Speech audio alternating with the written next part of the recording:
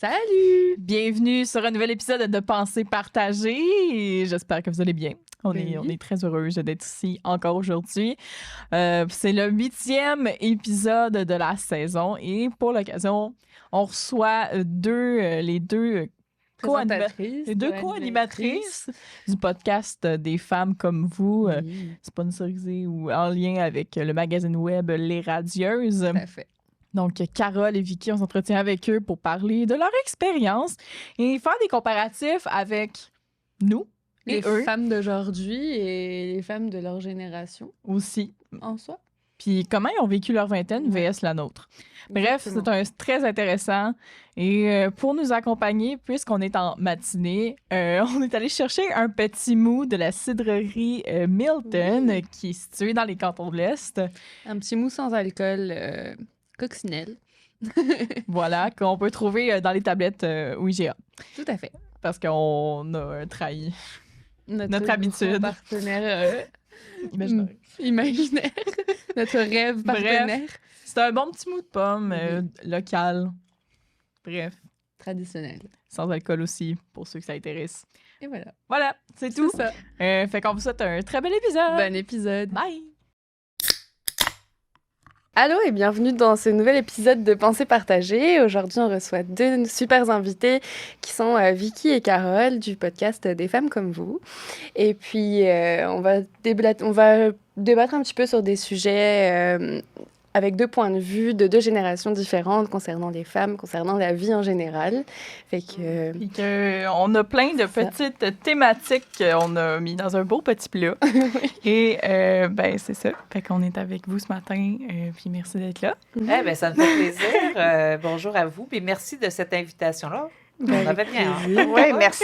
Oui, tout à fait. Alors, ça va être bien intéressant de parler de différents sujets puis de voir, c'est quoi nos pensées, nos réflexions par rapport à ça. Vraiment. Oui, vraiment. En plus, on a eu le droit à un beau petit festin. Ben oui, à cette occasion. Hey, Colline, on est gâtés. Oui. Ce que je trouve le fun aussi, tu sais, des femmes comme vous, c'est un podcast pour les gens qui ne le savent pas, qui s'adresse aux femmes de 50 ans et plus. Tu sais, donc, tantôt, tu faisais référence à nos différentes générations. Effectivement, on a des générations différentes.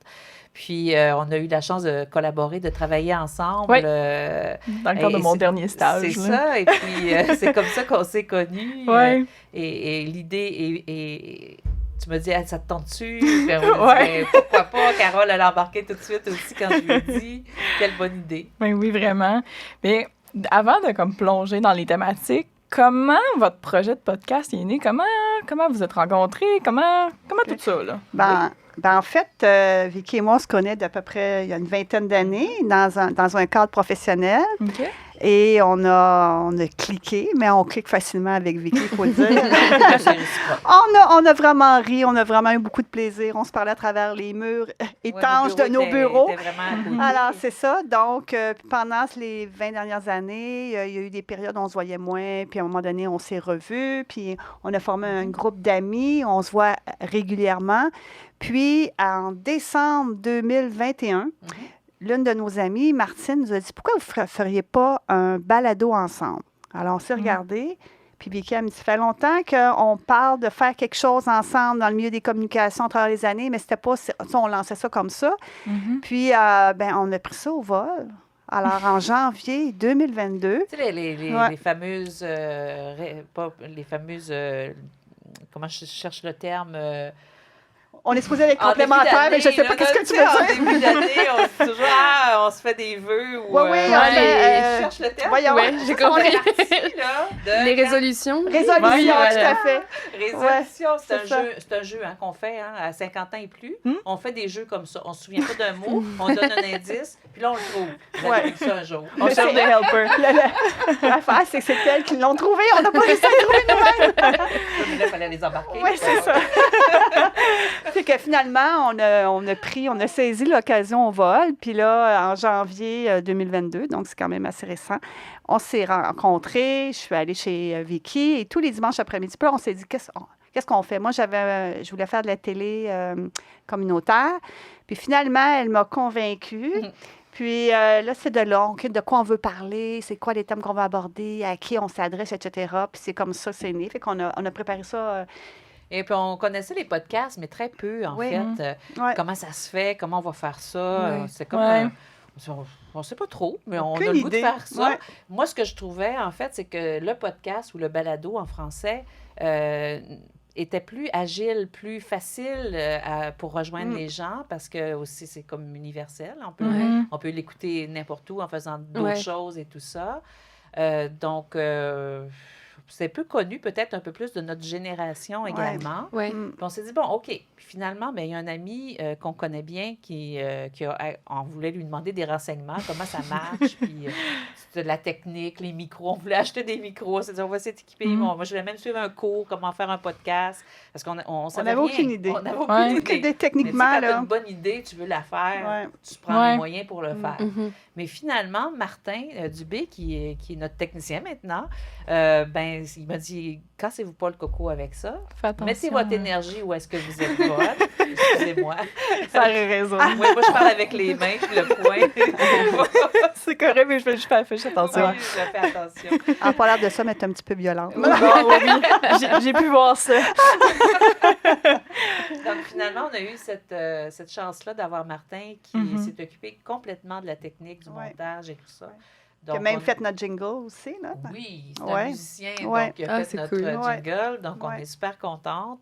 Puis, on apprécie surtout de ne pas avoir eu à se concentrer là-dessus. Parce que développer, nous, on le fait avec notre travail, on travaille à temps plein. Donc, on fait un balado une fois par mois.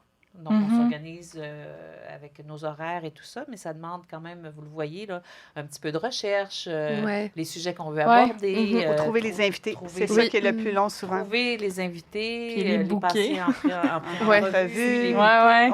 Ça demande quand même, c'est assez impressionnant, ça demande quand même. Ça demande beaucoup de travail. Mais en même temps, pour nous, en tout cas pour moi, je vais parler pour moi, mais je pense aussi pour Carole, c'est une chance unique qu'on se donne d'aborder différents sujets. On est curieuse, on vous l'a dit tantôt. On est curieuse l'une et l'autre. Curieuse d'apprendre, et on s'intéresse vraiment à différents sujets, comme vous probablement.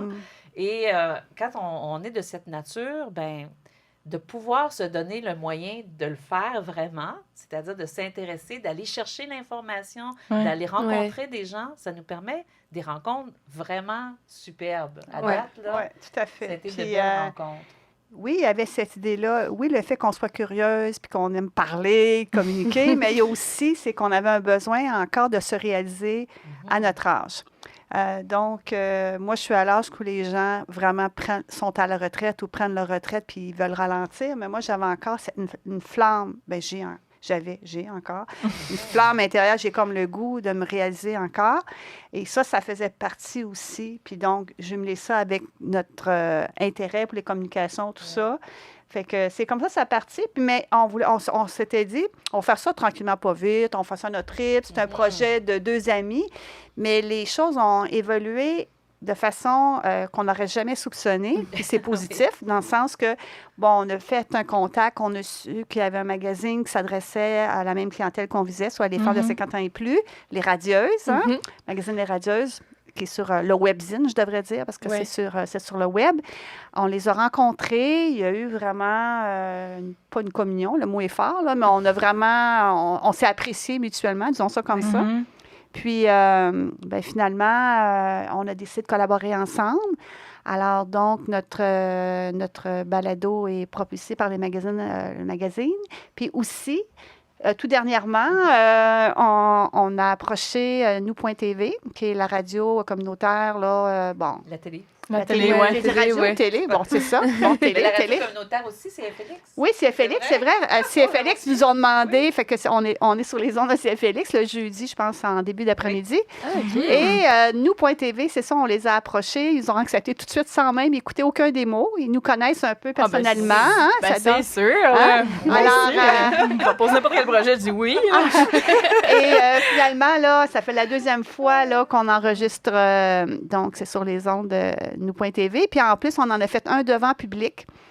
Une première, le 8 mars, la Journée internationale des femmes. Puis ça, c'est le club Les Boumeuses de Memphremagog qui nous a approchés. Alors, donc, en l'espace d'1 an, à peu près 15 mois de l'idée de la première rencontre, et c'est il s'est passé beaucoup, beaucoup de choses. Vraiment, le fun est très positif. Fait évidemment, on se trouve choyés, puis en fait, on est contente, finalement. C'est très contente. Peut-être que vous le vivez aussi, là, même à votre âge, vous allez constater tout ça au cours de votre vie. Souvent, quand on met un pas devant l'autre, on fait un premier pas. Des fois, on ne sait pas, on a un projet, on dit on fait un premier pas, et souvent, ça nous amène, on ne sait pas trop où. Ouais. Puis, on n'est pas toujours obligé d'avoir tout prédéfini. Et c'est aussi la magie. Puis nous, on se disait au départ... depuis 1 an, en fait, ça coule, en fait. Ça coule de source. Souvent, quand on le sent comme ça, quand ça coule de source, en tout cas, moi, je vous dis, c'est un indicateur... Qu'on est à la bonne place. Qu'on est soit à la bonne place ou que le projet a sa place. Ouais. Alors, et on a ce sentiment-là pour le moment.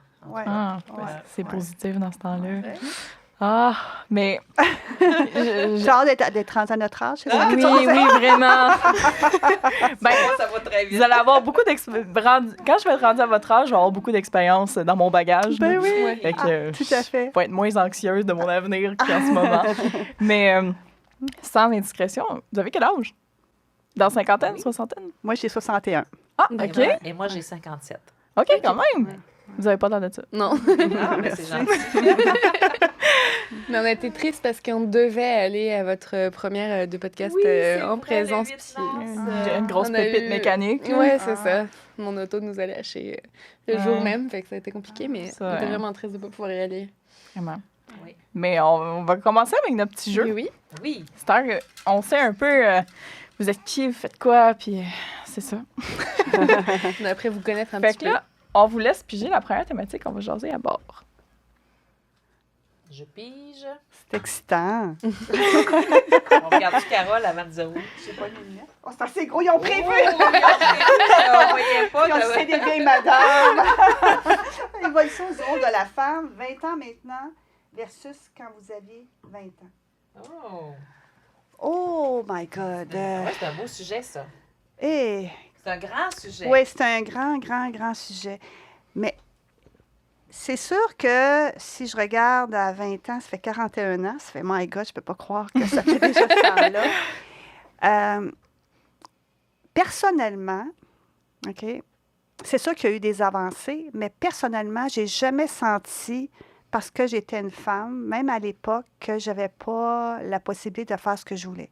Je suis allée à l'université, j'ai eu des postes de direction jeunes dans un milieu bancaire. J'ai pas senti ça. Fait que dans le fond, puis à l'époque, j'étais pas concernée par la cause des femmes. Puis quand j'entendais, évidemment, il y avait des mouvements féministes, tu sais, bon, les femmes qui enlevaient leurs brassières, puis qui brûlaient leurs brassières, puis tout ça, là, on a entendu, tu sais, il y a eu des choses, puis qu'il y avait un peu plus de mouvements, là, qui étaient visibles, là. Beaucoup au début des années 70. Oui, c'est ça. Donc, puis moi, je me disais, à ce moment-là, OK, je me disais, c'est pas nécessaire, tu n'as pas besoin de crier puis de faire ça. J'ai dit, moi, ma pensée à l'époque, c'était, dans ta vie, chaque femme dans sa vie doit faire en sorte de se faire respecter puis faire ce qu'elle a envie de faire. Puis si il y a quelque chose qui fait effectivement qu'on ne la respecte pas, peu importe ses choix, que ce soit professionnel ou autre, bien, qu'elle s'affirme. C'était ma pensée à l'époque. Tu sais, je me disais, c'est à nous, individuellement, de faire en sorte qu'on nous considère l'égal de l'homme. C'est ce que je pensais à l'époque.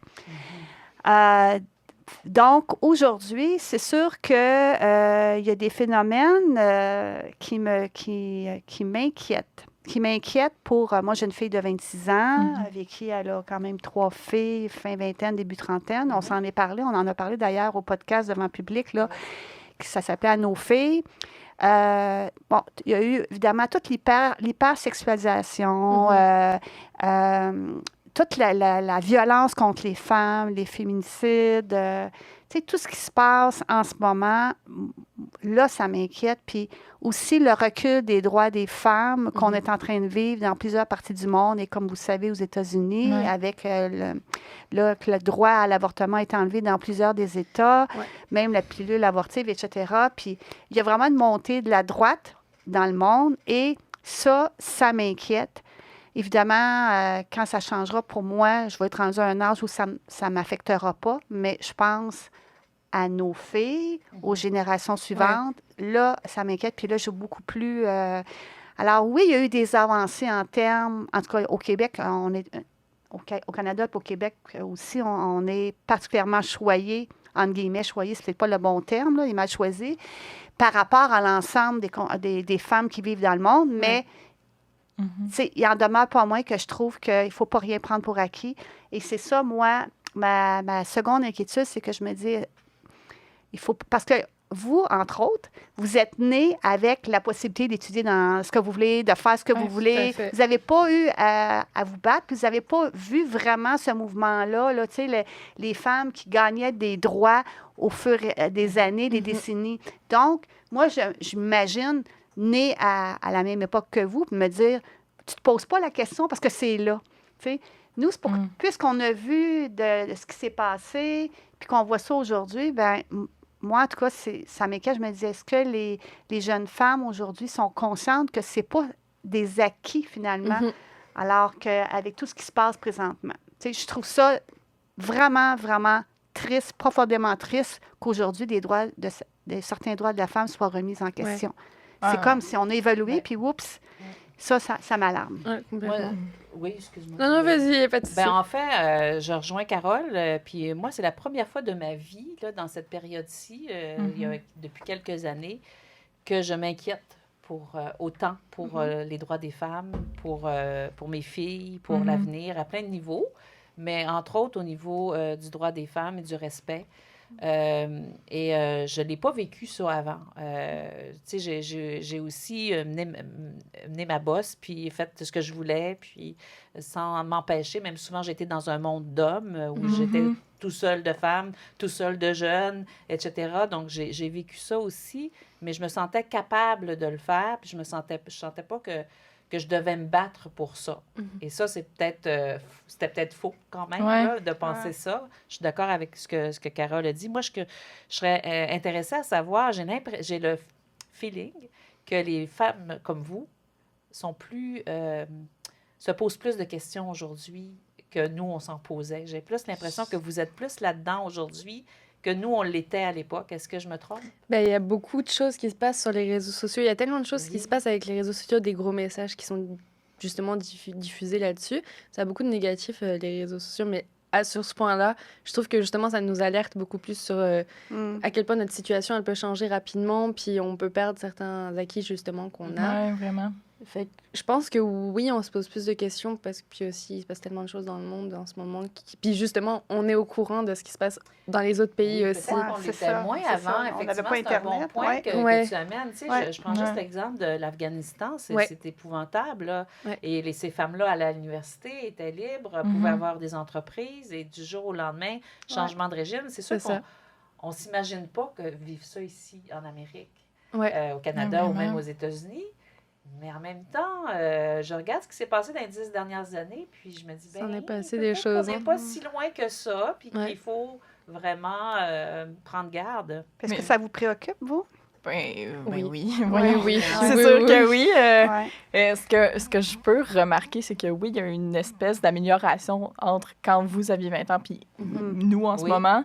Mais il y a encore du travail à faire parce qu'une équité salariale, c'est pas encore là. Il y a plein d'affaires. Juste ça, là. Puis que voir que encore c'est des hommes qui peuvent prendre, je pense aux États-Unis notamment avec la pilule abortive. Là. Pourquoi c'est un homme ou une femme super, je sais pas, peut-être très, comment je pourrais dire? Dans la mode de pensée très très droite. Oui, très conservatrice. C'est ça, je cherchais. Merci. Très une femme ou un homme qui va être très conservatrice n'aura pas l'image ou l'idée claire de ce qu'ils font là en ce moment, que ça n'a pas de bon sens. Puis voir que des hommes ne devraient même pas toucher à ce sujet-là. Non. Ça les touche même pas. Ben oui, c'est notre point de vue, effectivement, comme femme, tu sais, c'est notre corps, c'est tout, toute cette lutte-là a été hyper importante dans l'histoire. Les mouvements de femmes se sont beaucoup, beaucoup battus, mais même les hommes, tu sais, je pense ici au Canada, c'est quand même assez récent. Le Morgan Thaler, c'est le docteur Morgan Thaler qui a amené cette bataille-là. C'est dans les années 92, 93, en tout cas dans les années 90. Là. On ne parle pas d'il y a 50 ans. Non, là. c'est pas vieux. C'est ça l'histoire, c'est que c'est vraiment pas vieux. C'est très récent dans notre histoire. Puis même au Canada, c'est un débat qui est là, qui... Partout dans le monde, je pense. Dans beaucoup de pays, en tout cas. Parce que même en France, il y en a... De toute façon, il y en a toujours qui vont être contre, puis il y en a qui vont être pour, ça c'est sûr. Mais je pense que dans plus de pays qu'on le pense, c'est toujours présent, Mais je pense que ça va être toujours un travail constant de se battre en tant que femme pour essayer d'avoir une équité, parce que je pense que ça va être toujours là. Mais tu parlais tout à l'heure d'hypersexualisation puis de respect de la femme, tout ça. Moi, je compte même pas sur mes mains le nombre de fois où je me suis pris des méchancetés gratuites dans la rue à me faire insulter pour aucune raison. C'est fou. Ça, on en est encore là. Sur l'aspect de ton corps. Sur l'aspect de mon corps, sur ma vie que les gens ne connaissent pas. Je me suis déjà baladée dans la rue avec mon petit frère qui a 11 ans de moins que moi. Puis j'ai toujours fait plus grande que mon âge, surtout quand j'étais plus jeune. Fait que je devais avoir peut-être 12, 13 ans. Puis je me baladais avec mon petit frère puis ma petite cousine qui sont jeunes. Puis je me suis fait insulter de pute, clairement, parce que je me baladais avec des enfants. Puis que les gens pensaient que c'était les miens. Une voix. C'est eu jeune, voyons. C'est ça. Fou. Ici, là? C'est gratuit. Non, c'était en France pour le coup. Mais au Québec, je me suis déjà fait des sifflets ou entendre des mots que t'as pas forcément envie d'entendre, que t'as rien demandé, puis que tu te prends dans la face, puis t'es là, OK, bon, je passais une bonne journée. Mais là, c'est pas sur Facebook, là, c'est pas sur les Non, réseaux c'est sociaux, ça, c'est dans la vraie vie. Oui, mais non, c'est ça, juste avant, je veux juste revenir sur un petit point que tu as dit, c'est que, tu dis que c'est pas un homme, les hommes n'ont pas à décider de ce on veut faire avec notre corps. Moi, je dirais, j'irais plus loin que ça, c'est pas au gouvernement, c'est pas à un État de décider. Ça devrait être nous, individuellement. En tout cas, ça, c'est vrai. Tu sais, dans le fond, c'est comme... C'est vrai, mais ça reste eux autres qui gèrent ça, pareil. Exactement. Puis, il faut des lois. Donc, il faut des lois qui Il faut l'encadrer quand même. Exactement. Mais je comprends l'idée, Oui, l'idée de dire qu'un gouvernement t'autorise ou pas. C'est dans ce sens-là que... Ça devrait être comme un besoin de primaire, là. Besoin primaire. C'est ça, c'est la vitalité. Oui, c'est ça, comme aller faire l'épicerie, là. Ouais. Si tu veux avoir ça, tu veux avoir recours, tu y vas. Puis sans jugement, sans avoir à faire des grosses démarches, puis à vivre le jugement qui vient avec. Là, parce que, bien honnêtement, je connais des gens qui ont vécu des situations, justement, d'avortement, puis des fois, ils sont pas toujours bien accueillis du côté de leur famille. Il y en a qui respectent pas nécessairement leur choix. Ou quoi. C'est encore tabou aujourd'hui. Ah oui, c'est encore très tabou, là. Fait que c'est dommage à ce niveau-là. Fait que quand on voit qu'une situation comme ça est remise en question, c'est juste désolant. Oui, c'est très désolant, ce retour en arrière là, qu'on semble vivre en ce moment-là. Tout à fait. Puis combiné à tout l'effet que tu es en train de mentionner aussi, là, même pas sur les médias sociaux, mais les médias sociaux, là, tout ce qui se dit, tout c'est la misogynie, en fait, si on peut nommer, la misogynie, elle est extrêmement présente de certains groupes d'hommes. Évidemment, c'est pas tous les hommes, là, on peut pas, c'est vraiment probablement, j'espère, une minorité, mais qui prennent beaucoup de place et qui, en fait, les réseaux sociaux leur permettent cette place-là. Ils sont très fiers et ils le font fièrement. Vraiment. Et je sais pas si vous aviez vu le reportage Je vous salue, Salope. Oui, c'est ça. Moi, je l'ai vu. Moi, je l'ai pas vu, mais c'est dur. J'en ai entendu parler. Je l'ai vu en première avec la réalisatrice et tout. Là, ah oui, je l'ai vu au cinéma ici à Sherbrooke. C'est dur à voir. Oui, c'est ça. Peut-être dans la même salle. On ne le savait pas. Malheureusement, il y a peu de monde qui vont voir ce film-là. Un documentaire. Quand je suis sortie, je me suis dit, et pourquoi il faut que j'aille voir ça au cinéma? Ça devrait vraiment passer à la télé pour que tout le monde voit ça. À quel point c'est rendu grave. C'est d'ordre public. C'est d'ordre public. Là, on parlait de femmes députées dans le Vermont, en Italie, d'influenceuses en France, de professeurs, des gens qui étudient, comme vous, en enseignement. Vous, c'est en communication. Il y avait en enseignement. Une dame en politique là, qui a craigné même pour sa vie. Oui. Ça a passé à la télé en passant. Oui, c'est ça. Ça a passé à la télé. Je l'ai revu même à la télé. Ça, il y en a plein des documentaires comme ça. C'est pas le premier qui sort dans les dernières années. Ce qui arrive, c'est que ces gens-là, ces groupes d'hommes-là, c'est que c'est pas une majorité, mais ils parlent fort, on les entend fort. Puis ceux qui partagent pas ces opinions, c'est que la majorité de la nation, on les entend pas. Puis ça, c'est pas juste au niveau de la misogynie, c'est au niveau de plein d'autres sujets. Ouais, C'est tout le temps une minorité qui se fait beaucoup, beaucoup entendre. Puis les gens qui sont contre ça, contre ces modes de pensée-là qui sont, mettons, disons, discutables, non? Ben, on les entend très peu, ces gens-là. Ils ont peur. Les gens ont peur de s'exprimer aujourd'hui. Parce que aussitôt que tu t'exprimes, tu portes flanc à avoir... Non, avoir des critiques, ça, c'est correct. Mais c'est plus que des critiques. Oui, c'est ça. Hein? C'est des attaques. Des insultes, c'est des attaques. C'est méchant, en fait. Oui, c'est ça. C'est de la méchanceté gratuite puis facile. Exactement. Facile. Mais oui. Ah non, c'est... Ouais. Mais... c'est pas rose, non. Non. On va bientôt changer de thématique. Il y a des thématiques, je pense que c'était la plus profonde de celle-là. Il y a une femme qui a posté une photo d'elle en maillot de bain sur les réseaux sociaux. Tout de suite, on va l'insulter de choses qui n'ont pas lieu d'être. Alors qu'un homme qui poste une photo de lui en maillot de bain, jamais on va remettre en question ce qui fait de sa sexualité, tout ça. Sûr. On est encore là en 2023 avec... Il y a encore beaucoup de chemin à faire. Juste ce sujet-là, du corps de la femme, comment on le fou. voit, les biais qu'on a par rapport au corps de la femme, c'est un gros, gros sujet. Oui, vraiment. On est aussi là-dedans. Les femmes ont aussi à se reposer des questions, je pense, par rapport à ça, parce qu'on juge nous aussi, là, comme femmes. Là. Je nous inclus, c'est pas seulement que les hommes par rapport aux femmes. Et ça, je ne sais pas si on va arriver, parce que c'est un sujet de société, c'est la mode, c'est tellement vaste. Après ça, c'est nous, comme femmes, individuellement, qui devons pouvoir être capables de bien vivre avec notre corps. Et peu importe, c'est comme, on a comment dire, on n'a pas à juger comment quelqu'un est habillé. C'est comme, on peut-tu juste s'habiller comme on veut? Et c'est pas parce que tu t'habilles de façon plus... décontracté, un décolleté, que tu mets en valeur plus ton corps, parce qu'il y a beaucoup de femmes qui le font. Est-ce que ça veut dire, par exemple, que c'est je t'invite dans mon lit? Oui, c'est ça. Le fameux nom, là, comme on dit. Ou bien qu'un habillement justifie un non ou un oui. Là. Oui, exactement. C'est un cas d'agression sexuelle. Là. Ça, c'est lourd. Là. Oui. Puis les agressions sexuelles, il y en a tellement, encore beaucoup. Il y en a des milliers à tous les jours. C'est ça qui est... donc, il faut se protéger. Au moins, vous êtes consciente, hein? C'est ça? Ah oui. Ça, on le voit. J'en parle avec mes filles aussi. Elles vivent à Montréal. Elles sont très conscientes de ça. Je pense juste au GHB ou à ce qu'on peut mettre dans la boisson. Il y a des campagnes qui se font présentement, des outils aussi qui se développent pour aider les femmes, mais d'être prudentes. Mais tu sais, comment ça se fait qu'on doit... C'est ça.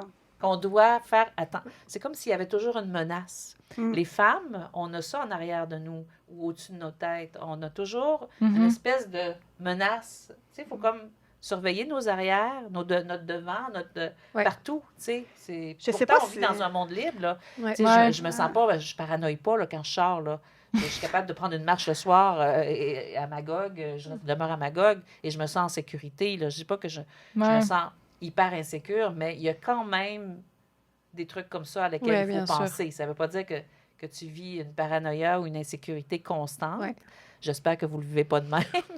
Non, mais ça reste là quand même. Mais ça reste là. T'évites. Il y a des secteurs, il faut t'éviter. Oui, ça c'est vrai. Il y a des heures qu'il faut t'éviter dans certains secteurs. Oui. Je pense aussi, juste à Sherbrooke, je nomme pas le coin, mais il y a des coins que tu ne vas pas te promener là tout seul en étant une fille. Là. C'est risqué. Il y a des places comme ça dans n'importe quelle ville là, que tu n'as pas le choix d'éviter, même si tu habites là ou quelque chose de même. Tu fais pas exprès, effectivement. Moi, je sais que j'ai pas envie d'habiter en grande ville, en partie à cause de ça. Hein. C'est vrai? Ça fait partie de mes craintes d'habiter. Juste me promener quand j'allais faire mes contrats à Montréal, mettons, pour la photo. J'étais toute seule, mettons, pendant 3 jours. Il fallait bien que je sorte de temps en temps de l'hôtel et juste me rendre de l'hôtel au stationnement pour aller à mon auto, j'étais pas confiante. Fait que c'est quand même grave. Tu me dis ça, là. Puis moi, quand je suis arrivée à Montréal en 1985, c'est là où j'ai commencé à étudier à l'université. Pour moi, j'arrivais du Saguenay, là. OK? Donc, j'arrivais dans la grande ville et jamais je n'ai eu peur. Je ne me suis questionnée à ce moment-là. Tu sais, dans quel état d'esprit j'étais. Moi, j'adorais aller marcher le soir sur Sainte-Catherine, puis un peu partout, puis je faisais mes marches, puis j'étais là, « Wow! Quelle ville incroyable! multiples et pour moi, là, c'était la découverte du monde. Hein? Moi, je sais pas, peut-être c'est une impression, là. J'ai l'impression que c'était... Oui, il y avait des choses qui se passaient dans ce temps-là, mais c'était peut-être pas aussi aigu qu'en ce moment, parce que là, il y a des gangs de rue, il y a plein de choses. Il y a plein de phénomènes en ce moment. Je pense que c'est un peu plus... pas le même réflexe aujourd'hui. Oui, je pense que c'est peut-être un petit peu plus dangereux. Puis, comme on disait, c'est très, très... C'est incroyable qu'on soit, comme femme, toujours à se poser des questions, être aux aguets, tout ça. On devrait pouvoir vivre comme les hommes, puis de ne pas se poser de questions. C'est comme si les hommes étaient une menace quand ça devrait être notre partenaire, notre égal, qu'on vive ensemble. Et moi, je me questionnerai toujours. Je pense qu'il n'y en a pas de réponse pourquoi il y a toute cette violence-là envers les femmes à travers le monde, chez nous, qui est toujours en continu. Il y a sûrement, je sais pas, dans notre société, à nous, qu'est-ce qu'on peut faire avec nos hommes? Parce que ça part aussi de là, l'éducation. Bon, il y a peut-être d'autres éléments qui m'échappent. Qu'est-ce qui fait qu'une société vit ça aujourd'hui et que les hommes, peut-être, ont de la difficulté à trouver leur place? Pourquoi il y a tant d'hommes qui sont violents? J'ai pas la réponse, mais il y a sûrement quelque chose à faire, j'espère bien. Oui. Bon. On va essayer de trouver un sujet plus léger. J'en ai des pas trop up la vie, mais en tout cas, on va essayer de pas toutes les pogner one shot. Bon. Attends un petit peu. On va faire piger. Bon, Inès traverse pas grave. grave. Vas-y avec Carole. OK. Dating. Hey, Carole, elle va aimer ça, ce sujet-là. Facile, les applis. C'est facile, appli. Oh my God, je suis bien placée pour en parler. Bon, dating. Oui, c'est vrai, on change d'un sujet à l'autre, quoique on pourrait faire des liens. Oui, sûrement. Oui. Dans le fond, qu'est-ce que je pense par rapport à ça? Si je vis ça, bien... Mais comment ça se passe? Comment ça se passe? En fait, comment ça se passe, le dating? OK. J'ai pas posé la question, mais êtes-vous célibataire? Oui. Les deux? OK. OK, bon. Ouais. Pas depuis peu, là, depuis même pas un an. OK. Moi, ça fait 4 ans. Ouais. Comment ça se passe dans votre tranche d'âge, le dating? Bien, en fait, je dirais que ça ressemble pas mal à vous autres, je crois. Tout se passe sur les réseaux de rencontres. Okay. C'est vraiment là. C'est sûr que, tu sais, tu as l'image, des fois, tu vois ça dans les films, ça arrive pas souvent, je me dis, c'est drôle, moi, ça m'arrive pas. Tu sais, tu pousses ton panier chez Avril au métro, puis là, ben, tu espères qu'un gars, tu vas regarder ce qu'il y a dans son panier, puis il regarde ce qu'il y a dans ton panier. Hey, ça match-tu, on mange-tu pareil, puis là, que vous faites un sourire, puis là, il y a un coup de foudre. En tout cas, peut-être qu'il y en a qui ça arrive, mais moi, ça m'est pas arrivé. C'est un faible pourcentage. Oui, mais trêve de plaisanterie. Ben, en fait, c'est ça, c'est parce que, oui, évidemment, tu as toujours ton milieu de travail, mais à un moment donné, c'est restreint. Moi, je suis enseignante, j'enseigne à des adultes, mais quand même, je me verrais mal. Quand j'étais plus jeune, j'avais des propositions de mes étudiants, mais jamais j'aurais osé sortir même si c'est quelqu'un de mon âge. Mais autrement, c'est sûr qu'on peut rencontrer, c'est la même chose pour vous, on peut rencontrer quelqu'un n'importe où, n'importe comment, dans n'importe quelle situation, quelqu'un te présente quelqu'un, où tu fais une activité, tu fais de la rando, tu es membre d'un club de rando, puis là, il y a quelqu'un, puis là, tu as des affinités. C'est sûr que ça se passe encore, mais j'aurais tendance à penser que la grande majorité sur les réseaux de rencontres, et il y en a plein qui ne veulent pas y aller a priori, et c'était mon cas. Mais à un moment donné, puis moi, ça a commencé dans la pandémie, juste avant un peu la pandémie. Donc, évidemment, on ne pouvait pas rencontrer personne, mais au moins, tu faisais des rencontres virtuelles. Mais c'est ça, ça se passe pas mal comme ça. Il y en a qui sont chanceux. J'ai rencontré justement quelqu'un la semaine passée, qu'elle, la première personne... La première journée, elle a rencontré une personne, puis c'est l'amour fou. Excusez, je fais du bruit avec mes doigts. Je me dis, là, j'ai dit, je suis jalouse. Moi, ça fait 4 ans, puis c'est pas arrivé. Mais. Tu as eu plusieurs rencontres. Oui, j'ai eu plusieurs rencontres, oui, mais de trouver la personne avec qui. La bonne personne avec qui il y a un fit. Mais c'est ça, donc, il y en a que ça se passe très rapidement, puis qui ont des expériences très positives.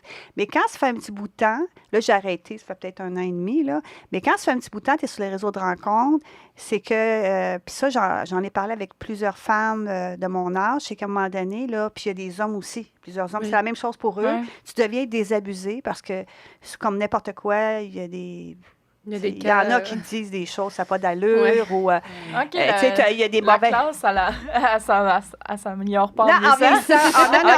Non. Écoute, j'ai même dit à quelqu'un, un homme, il avait 63, 64 ans, j'ai dit, pourtant, là, j'ai l'impression de faire affaire à des ados. C'est un comportement d'ado, ça. J'aurais pas pensé que les hommes d'une sorte... Genre, OK? Genre, pour utiliser une expression de jeune. Ah oui, il faut que je vous dise ça, c'est incroyable.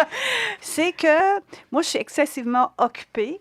Donc, puis les hommes de mon âge sont la plupart à la retraite ou pré-retraite. Donc, ils ont du temps. Fait que moi, si quelqu'un m'écrit un message, puis je réponds vite, parce que je suis toujours entre deux affaires... Ben moi, je ne peux pas partir une conversation. Fait que des fois, c'est le lendemain ou le soir. Bon, tu sais, il s'est écoulé un gros 12 heures, là, un gros 8 heures. Là, tu sais, c'est grave, ça. Là, ils pensent que tu le niaises. Là, vraiment, là. Puis je me le suis fait dire.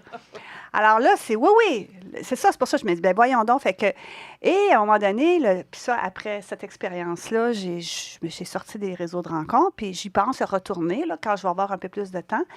Mais le dernier type, ça a été je ne vous raconterai pas tout en détail, ça serait trop long, mais on a cette conversation-là, tu sais, on parle de nos expériences, entre autres, on a parlé d'autres choses, évidemment, mais on parle, entre autres, de nos expériences sur les réseaux de rencontres, puis lui aussi, il y avait bon. Mm-hmm. Et là, je lui explique, tu sais, tout ce que j'ai vécu, puis tu sais, les hommes réagissent comme ça, et s'ils n'ont pas une réponse rapide, ils prennent panique, puis après, ils te flushent, tu sais. Ouais. Et là, il me dit, c'est vrai. Puis, savez-vous ce qu'il m'a dit? En tout cas, moi, j'en revenais pas. Il dit, c'est parce qu'il dit, tu sais, il dit, les hommes, on est orgueilleux, hein.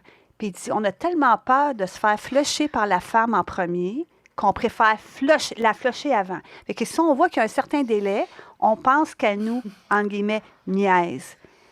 Et là, j'aurais envie d'utiliser une expression chérie de ma fille.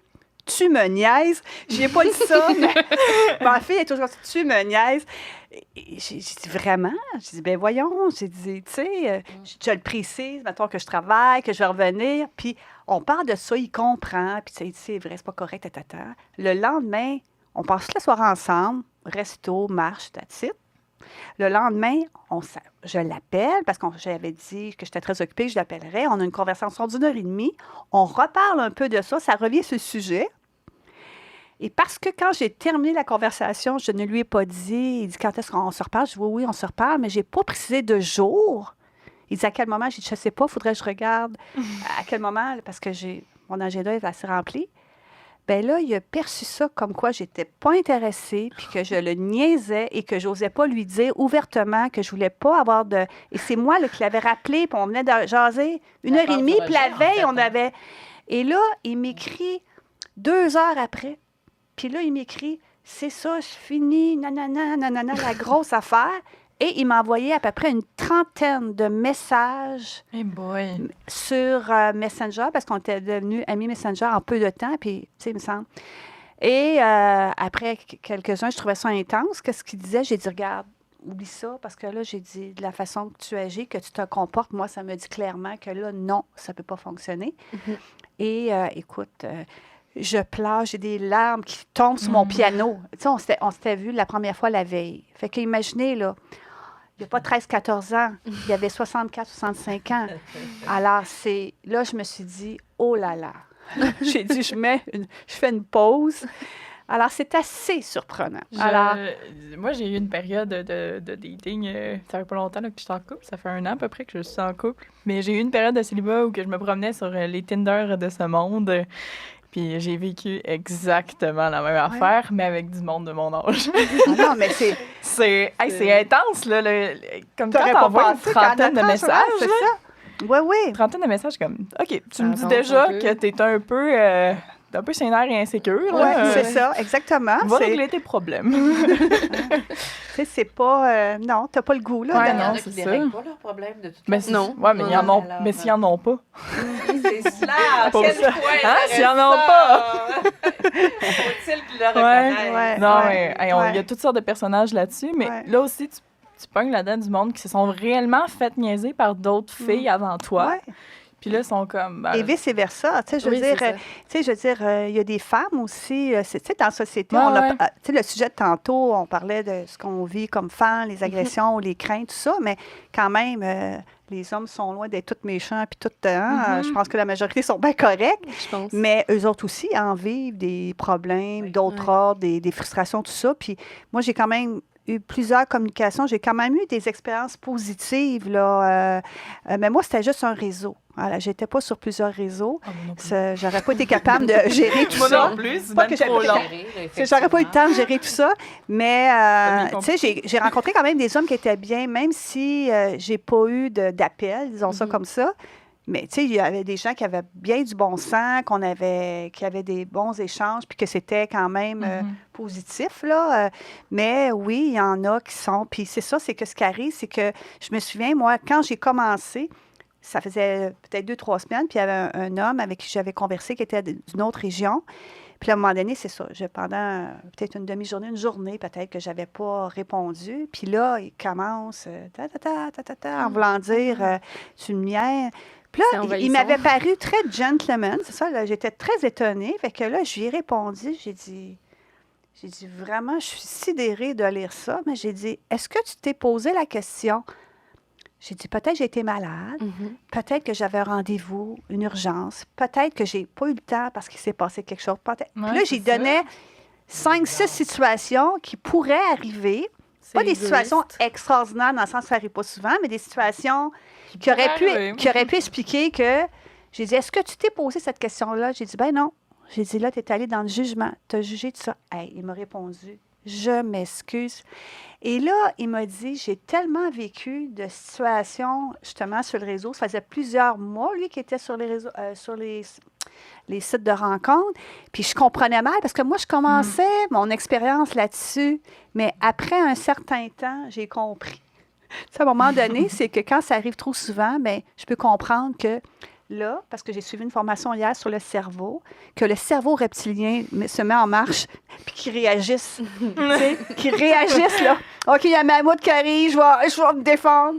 Mais c'est ça. Fait que c'est... Mais l'être humain, à la base, il n'y a pas personne, homme-femme, qui aime le rejet. Donc, la peur du rejet, c'est extrêmement...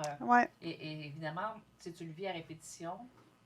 Si tu l'as déjà vécu dans ta vie en Rapproche-toi du micro. Rapproche-toi. Ouais, s'éloigne.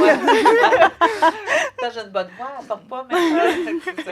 Non, mais c'est ça, c'est que la peur du rejet, ce que je disais, c'est que la peur du rejet, que ce soit homme-femme, puis je pense que sur les réseaux sociaux, c'est encore plus... parce que là, c'est en série. C'est comme si tu ne fais pas l'affaire. On va prendre la prochaine. C'est dur l'image, pour... magasinage, là. On switch à l'autre. Ben, c'est comme dans un catalogue, dans le fond. Oui. Il faut que tu aies... C'est difficile, par exemple, parce qu'à un moment donné, effectivement, là, c'est que... Moi, il y en a qui m'avaient prévenu. C'est pas venu, heureusement, jouer là-dessus. Je me suis pas remis en question de dire « Ah, je suis une femme qui n'a pas du bon sens, je suis laide, je suis ça. » Je me suis pas... Parce qu'il y a eu des gens qui se sont intéressés à toi aussi, là. Oui. Parce que c'est pas tout le monde qu'il y a des gens qui s'intéressent à eux. Puis quand ça arrive une fois, avec un grand écart de temps, tu sais, Carole, tu as eu quand même plusieurs personnes qui se sont intéressées à toi, donc, mais c'est pas tout le monde, là. C'est pas tout le monde qui vit ça, là. Donc, ça vient encore plus insécuriser la personne. Puis souvent, j'ai eu le commentaire d'un homme qui était sur les réseaux sociaux qui disait « Mais vous, les femmes, c'est facile, vous êtes sur les réseaux sociaux, il y a plein d'hommes qui vous interpellent, qui vous sollicitent. » Mais moi, ce que j'entendais de Carole, c'était pas ça nécessairement aussi, là, tu sais, que des autres femmes aussi, là, on a l'impression que c'est juste d'un côté que ça joue, mais ça joue des deux. Je pense que c'est vraiment les deux. Moi, je suis pas encore sur les réseaux. Je l'ai été dans la quarantaine, quand j'étais célibataire. Ça fait quand même déjà une quinzaine d'années. J'ai rencontré quelqu'un. Ça n'a pas été long, là. Ça a pris... quelques semaines, en fait. J'ai eu la chance de rencontrer quelqu'un qui était bien, puis avec qui vraiment ça a fonctionné. Pas très longtemps, mais ça a fonctionné. Mais c'est la seule expérience que j'ai. Puis à ce moment-là, c'était le début de Facebook rencontre. Là, Ah, OK. Le début, là. Tinder, ça n'existait pas dans ce temps-là, je pense pas. Tinder, puis c'est réseau. Non, ouais, ça n'existait pas. C'est assez récent. Il devait avoir des lignes qui avaient des bandes annonces à télé pour dire appelez, on va vous matcher. Mais il y avait des sites, genre. Des agences il y avait des genre- agences de rencontre. Ben, il y avait des trucs comme ça, genre Ah oui? Mythique, Oui. ce genre de site. Je sais pas à quel point c'était populaire ici. Moi, je Comment? sais que. Comment? Mythique. Mythique, ça doit être En France, Mais je j'étais- savais pas si Ah, c'était non, je ici sais aussi pas. ou explique pas. le concept, peut-être qu'on avait Mais ça. Je me rappelle nous, il y avoir avait des Mythique et Adopte un mec. Ah, boy! non. Moi, je me souviens pas de Moi, j'ai jamais connu ça, mais les pubs à la télé, il y en avait tous les jours. Adopte un Ben, mec. Ah, c'était fou. La pub et les publicités sont assez gênantes.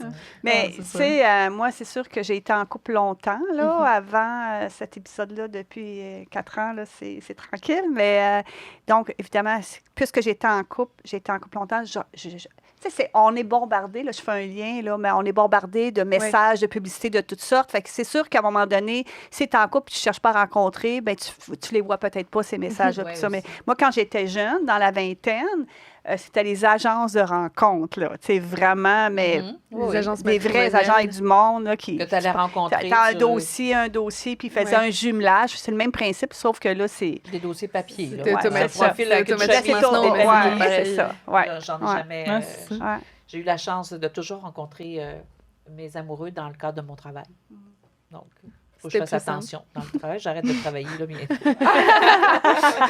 Puis vous, sinon, Oui. toi, Comment ça l'as-tu marche? rencontré? Oui, je l'ai rencontré ouais. par le biais d'une application. OK. Puis on dirait qu'il y a comme un petit tabou que j'accepte pas de l'avoir rencontré sur une application. Un petit jugement peut-être que j'ai envers ça. Mais Mais parce Je que l'ai t'as eu rencontré des là-dessus. expériences.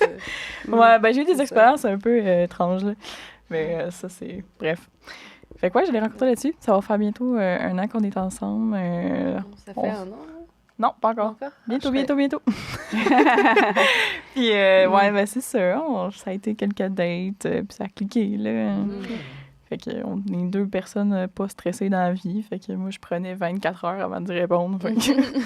C'était normal. pas de pour problème. vous aussi. ouais, c'est ça. Vous étiez sur le même... Ouais, parce que, tu sais, j'en ai vu, là, des gars de comme « Allô? Allô? Allô? Tu me réponds pas? Excuse-moi, parce que j'ai Ouais. une vie, tu sais. Mais tu sais, tu disais, j'ai un petit malaise, c'est pas le mot que tu as utilisé, là, mais pour dire, Une gêne. je l'ai Ouais. rencontré, une gêne parce que je l'ai rencontré. Mais en tout cas, toutes les personnes que j'ai pu rencontrer ou les femmes dans mes amis ou dans mes connaissances quand ils ont commencé à aller sur les sites de rencontres, tout le monde avait un malaise avec ça. Ouais. Tu sais, c'est parce que tu t'affiches ouvertement aussi. Tu sais, quand, mettons, c'est dans ton milieu de travail ou dans les activités, là, tu parles à C'est l'autre, plus célibataire, intime. célibataire. Mais là, c'est comme tu t'affiches comme tel. Ouais. Hey, je suis rendue là. Je ne sais pas qu'est-ce qui fait qu'on a cette... Parce que moi aussi, je l'ai eu. Puis, ce qui est drôle, c'est que le dernier amoureux que j'ai eu, on était restés amis. Puis, je l'avais laissé, mais on était restés amis. Puis, moi, j'avais commencé sur le réseau de rencontres. Puis, à un moment donné, j'ai dit, tu devrais aller sur le réseau de rencontres. Et lui, c'était hors de question. Je dis, il y a vraiment des gens bien. Puis là, je donnais des exemples d'hommes que j'ai rencontrés. J'ai dit, il y a vraiment des gens bien. Là, il dit, ah oui. Finalement, il s'est inscrit. Puis, il a eu trouvé tout ça quelqu'un. Tout de suite. Ah, Alors, vraiment, donc, ça marche. c'est ça. Moi, je pense que tout le monde a un peu... Pardon, mon micro. Pardon, mon micro. Mais je pense qu'il y a beaucoup, beaucoup de gens, en tout cas, de ce que j'ai entendu, qui ont cette gêne-là, Ouais. ce malaise-là. Mais je pense que ça se dissipe assez rapidement après quand... Ouais. Je pense qu'il Surtout faut... quand tu as trouvé la bonne personne. Oui. Ouais, c'est ça. Quand ça match. Oui. Ouais. Moi, j'ai rien de Pourquoi pas? crunchy à raconter. Ah, ouais. Ça fait 7 ans que je suis avec la même personne. Quasiment 7 ans. Bon, donc, tant mieux. fait que C'est on fun, s'est ça. rencontrés à l'école, puis juste c'est Ah. ça. Mais Ouais. non, moi, j'entends beaucoup d'histoires. Ça ne tente pas de devenir célibataire et d'être obligé de rencontrer. Non, c'est ça. hein. En On me plus, je raconterait pense des vraiment que histoires. je serais vraiment mauvaise. Pour me raconter des histoires, moi aussi. Ah ben justement, Mais non. Oui. quand Je j'avais reconnu une femme qui, elle, allait beaucoup, beaucoup sur les réseaux de rencontres, puis j'étais en couple à ce moment-là, puis à chaque fois que je l'écoutais, puis elle me racontait ça, à chaque fois que je la voyais, je me disais, oh mon Dieu, je voudrais pas me retrouver célibataire. Je voudrais tellement pas vivre ça, tout ça. Puis finalement, quand je suis tombée dans cette situation-là, puis qui arrivait, c'est ce que je vous ai raconté, je me dis, ah, c'est ça, c'est Mais je vraiment pense que cool. quand même, tu sais, à quelque part, c'est sûr que ça doit être difficile là, de faire trouver la bonne personne et tout ça, mais pour les personnes qui n'ont pas beaucoup de réseaux, Ouais. tu sais, d'activités avec des gens, Ouais. tu sais, que ce soit parce que c'est des gens qui sont plus solitaires dans leur travail ou leur travail n'est pas propice à ça, tu sais, tout dépendamment dans quel univers. Quand, mettons, il n'y a pas beaucoup de monsieur dans un bureau. Mais mettons, là. comme on a connu, hein? Il n'y en a pas beaucoup. Sur 22, il y en avait 2. Oui, c'est ça. Beaucoup, ça. Il faut changer de job à ce moment-là. Et en fait, c'est ça. Donc, oui, j'imagine que ça peut être un bon moyen, comme toi, ça t'est arrivé. Même si tu es une jeune universitaire et que tu as probablement plein de bonnes raisons de rencontrer un jeune homme qui va te donner une jambette puis qui va te faire tomber pour tomber en amour avec toi.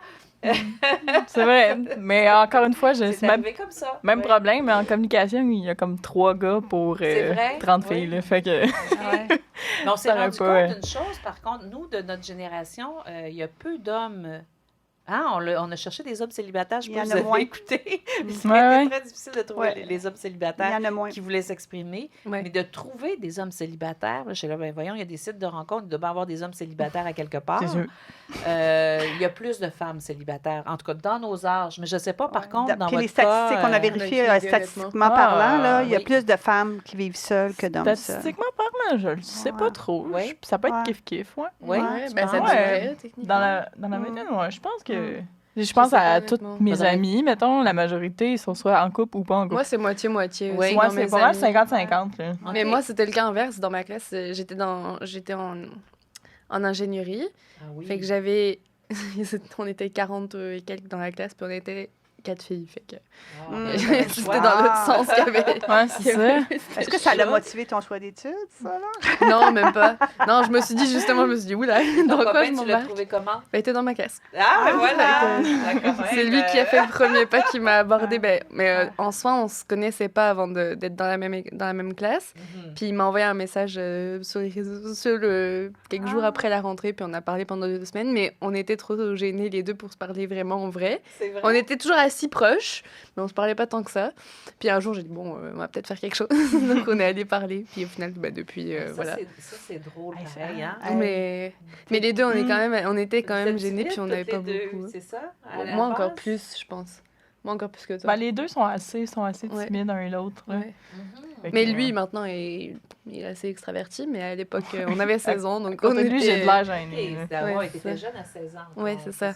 C'était mon premier copain, donc... parce qu'avant ça, c'était pas vraiment... Je considère pas que j'ai eu... Je te souhaite une longue vie avec ton copain. Souvent, les couples que je vois qui sont depuis très longtemps ensemble, ceux qui durent et qui semblent avoir beaucoup d'amour encore, c'est souvent... C'est ce qu'une remarque que je me fais, c'est pas du tout scientifique, là, mais c'est des gens qui se sont rencontrés assez jeunes, dans la 16-17 ans, et qui sont encore ensemble aujourd'hui. Ces gens-là, je sais pas, il y a une chimie, alors je te la souhaite. Avec on vit beaucoup d'étapes de vie. En fait, c'est des gros passages de vie, l'âge adulte... tu grandis, tu vieillis ensemble, tu évolues ensemble. Ouais. Moi aussi, j'ai fait ce constat-là.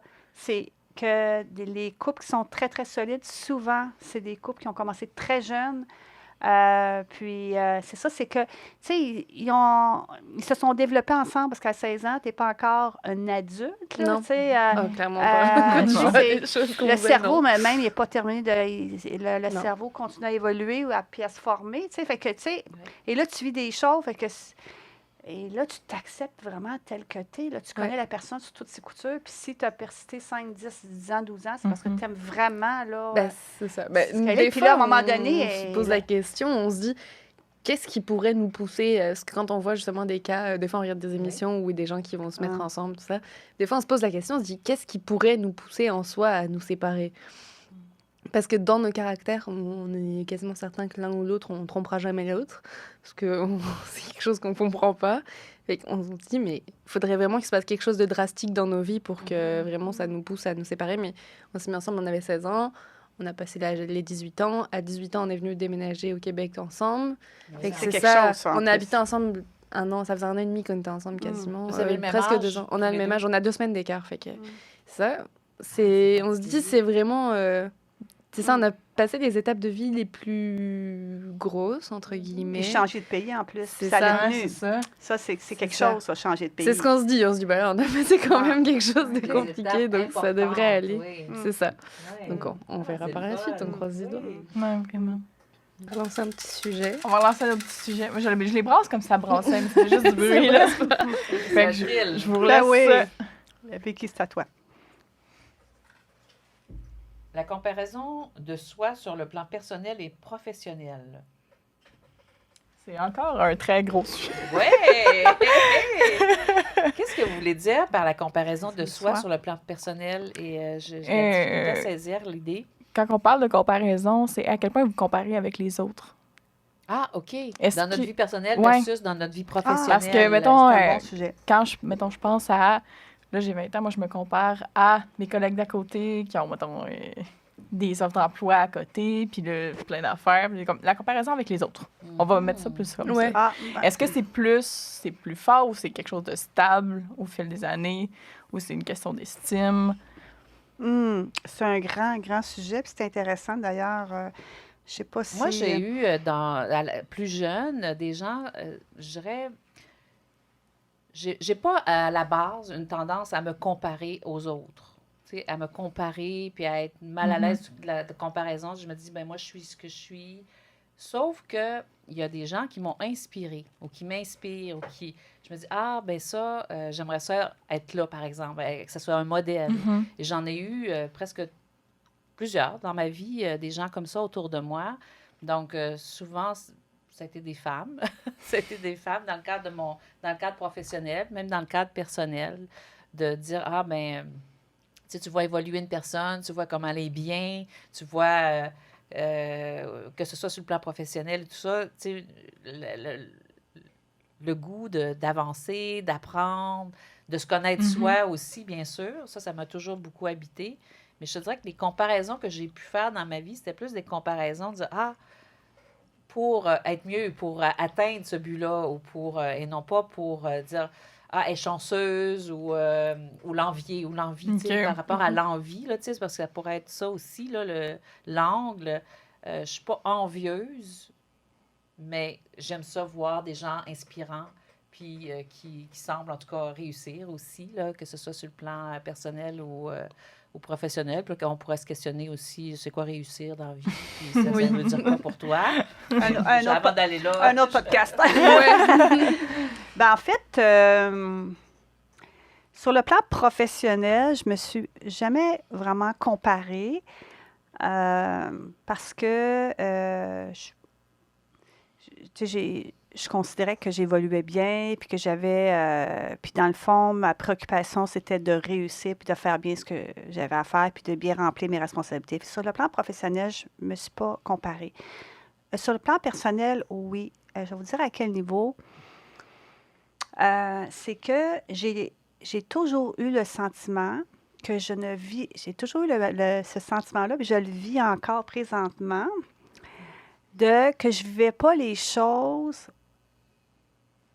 au même moment, que je vivais les choses déphasées par rapport aux gens de mon âge. Je m'explique. Quand j'avais, par exemple, 20 ans, puis je regardais les gens autour de moi qui avaient 20 ans, qui, de façon générale, on s'entend, là, c'est toute la moyenne, vivaient, mettons, tel chose, avaient ci, avaient ça. Puis quand je dis avaient ci, avaient ça, je ne parle pas nécessairement matériellement, là, OK? Puis moi, j'étais comme pas rendue là. Tu sais, comme la première fois que j'ai vécu avec un homme, c'est plus tard que la moyenne des gens. La première fois que j'ai eu une maison, c'est plus tard que la moyenne des gens de mon époque. La première fois que j'ai eu un enfant, j'ai lu plus tard que la moyenne, tu sais. Et j'ai comme l'impression, tout le temps, encore aujourd'hui, d'être en déphasage. Et là, je suis rendue à me dire, à voir ça autrement, puis de dire, ben c'est ta vie, puis c'est comme ça. Mais là, peut-être plus, là, Carole, parce que tu vas prendre une retraite jeune. Donc, tu prends ta retraite plus jeune que les autres. De l'enseignement, là. Oui, de l'enseignement, quand même. Pas si jeune, 61 ans, c'est l'âge. Oui, ouais. ça dépend comment on fait en fait, c'est dans ce sens-là, c'est de regarder, ben voyons ça. Surtout quand j'étais jeune, ça m'habitait beaucoup. Comment ça que moi, je vis pas ça? Comment ça que j'étais... C'était plus ça. Et j'avais tendance à me remettre en question, moi, qu'est-ce que je fais? Qu'est-ce qui fait que telle chose, c'est dans ce sens-là. J'ai vraiment tout le temps à déphaser. Fait que je me dis, bon, fait que là, ce que j'aurais envie, le genre de vie, je me dis, bon, ça va venir, c'est parce que c'est juste déphasé. Je vais peut-être le vivre plus tard que les autres aussi, on ne sait pas. Mais il y a ça, mais là, je veux élargir parce que c'est un sujet qu'on n'aborde pas si souvent que ça. Bravo, les filles. Puis j'ai lu ou entendu quelque chose dernièrement là-dessus. Et que c'était... parce que ça peut empoisonner la vie aussi quand que tu te compares, puis tu es comme jamais satisfait, jamais, puis tu te concentres pas sur ce que tu as. Tu sais, oui, je vis peut-être en déphasage par rapport, mais probablement que, tu sais, que je vis autre chose, ou ça ne veut pas dire que c'est pas bien ce que je vis, etc. aussi, là, mais quand tu es plus jeune, en tout cas, je vais parler en jeu, quand j'étais plus jeune, j'étais peut-être moins j'étais peut-être moins capable de dire... de me sortir de moi puis de me regarder un peu de l'extérieur, si on veut. Prendre du recul, oui. C'est ça, prendre du recul, oui, c'est ça. Merci. On s'aide, hein, quand c'est génération, c'est bon. Mais c'est sûr que là, c'est quand même différent, là. Je suis... ça m'habite un peu, mais de moins en moins. Ouais. Oui, c'est ça. C'est comme... C'est ça. C'est mon chemin, puis moi, c'est ça. Puis c'est de voir... c'est quoi justement le positif dans ce qu'on vit, puis de dire, ben c'est ça, puis voilà, en gros. Mais c'est quelque chose qui peut être très, qui peut rendre les gens très tristes, qui peut rendre les gens malheureux, et on en parle souvent, mais avec les réseaux sociaux, tu sais, les gens, ils exposent leur bonheur sur... et tout, tu sais, fait que tu regardes ça, à un moment donné, il faut être quasiment... il faut quasiment avoir une armure pour pas, des fois, se laisser toucher par ça, tu sais.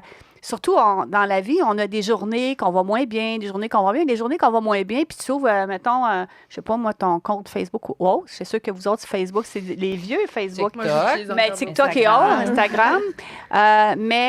Puis que là, tu vois quelque chose, puis tu vis quelque chose de pas le fun, ou que tu es particulièrement triste cette journée-là, ça nous arrive tous. Là, ça peut... parce que tu es confronté à ça. Nous, on n'avait pas ce comparable-là avec... je pense que ça doit être plus difficile pour vous. Vous allez nous le dire, là, mais je pense que ça peut peut-être être plus difficile. Moi, j'ai tendance à beaucoup me comparer. C'est sûr que je rentre aussi dans un milieu... Enfin, j'essaie de me lancer dans un milieu toute seule, un petit peu perdue au milieu de nulle part. Donc, j'ai beaucoup tendance à me comparer à d'autres personnes qui sont dans la photo aussi, de la façon dont ils gèrent leur business.